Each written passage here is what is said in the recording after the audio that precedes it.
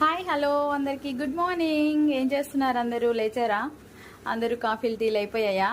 నేనైతే కాఫీ టీలు కాదు, వంట కూడా అయిపోయిందండి. స్కూల్కి వెళ్ళాలి కాబట్టి వంట చేశాను. ఈ టైప్ ఆఫ్ వీడియోస్ అయితే ఎప్పుడు చేయలేదు నేను.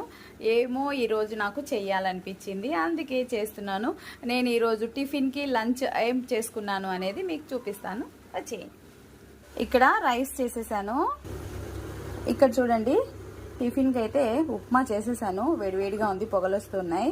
తర్వాత ఇక్కడ వచ్చి ఆఫ్టర్నూన్ లంచ్కి ఎగ్ కర్రీ చేస్తున్నాను. చూడండి, ఎగ్ కర్రీ ఇంకా అవుతుంది, బాయిల్ అవుతుంది అనమాట.